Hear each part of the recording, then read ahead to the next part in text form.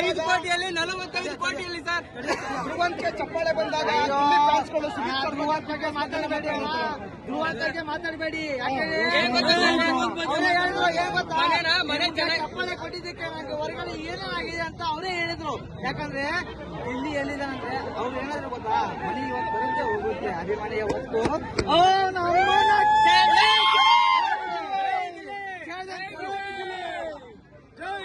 ಗಿಲ್ಲಿ ಬಗ್ಗೆ ಮಾತಾಡಬೇಕು ಅಂತಂದ್ರೆ ಗಿಲ್ಲಿಗೆ ಗೊತ್ತಿಲ್ಲ. ಏನ್ ಗೊತ್ತಾ, ಗಿಲ್ಲಿಗೆ ಅವ್ರು ಅಶ್ವಿನಿ ಅವ್ರ ಮೇಡಮ್ ಅವ್ರು ಕಟೌಟ್ ಮಾಡ್ಬಿಟ್ಟು ನನ್ನ ಕಟೌಟ್ ಆಗ್ತಾರೆ ಅಂತ ಗಿಲ್ಲಿಗೆ ಗೊತ್ತಿಲ್ಲ ಹೊರಗಡೆ ಏನಿದೆ ಅಂತ ಅವ್ರಿಗೆ ಗೊತ್ತಿಲ್ಲ.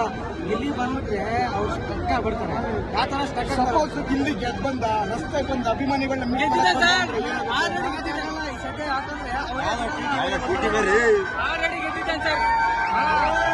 ಅವರೇ ಬಿಡಲ್ಲ, ಬಿಗ್ ಬಾಸ್ ಅವರೇ ಬಿಡಲ್ಲ. ಹೊರಗಡೆ ಬಂದ್ರೆ ಅಭಿಮಾನಿಗಳು ಇಲ್ಲಿ ನೋಡಿ 90%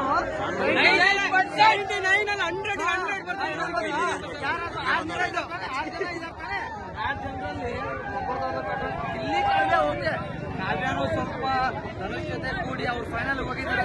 ಕಾವ್ಯ ಕರಿಬೇಡ, ನನಗೆ ಕಾವು ಅಂತ ಕರಿಬೇಡ, ಲವ್ ಅಂತ ಕರಿಬೇಡ.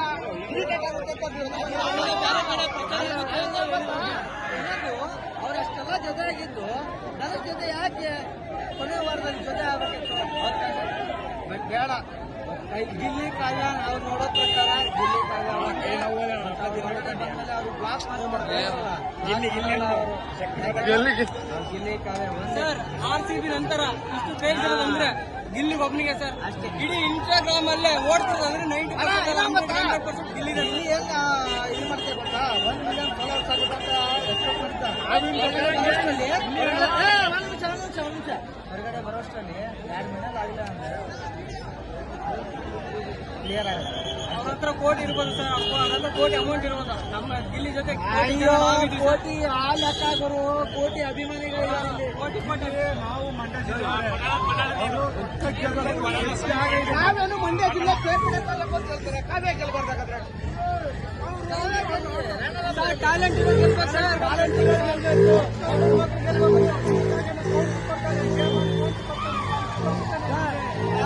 ಇಲ್ಲಿವರೆಗೂ ಒಳ್ಳೊಳ್ಳೆ ಕೌಂಟ್ರ್ ಕೊಟ್ಟಾರ ಕೇಳ್ಬಿಡ್ರಿ. ಬಿಗ್ ಬಾಸ್ ಮನೆಯೊಳಗೆ ಏನು ಹೇಳ್ತಾರೆ ಅರ್ಥ ಇಲ್ಲ. ಸೋಷಿಯಲ್ ಮೀಡಿಯಾದ ಅರ್ಥ ಆಗ್ತಾ ಇದೆ. ಬಿಗ್ ಬಾಸ್ ಓಟಿಗೆ ಬಿಗ್ ಬಾಸ್ ತಲೆ ಕೆಡಿಸ್ಕೊಂಡಿರೋ ಒಂದು ಚುನಾವಣೆ ಹತ್ರ ಬಂದಾಗ ಆಗಿರ್ಬೋದು, ಒಂದು MLA ಯಾಕೆ ತಲೆ ಕೆಡಿಸ್ತಾರೆ.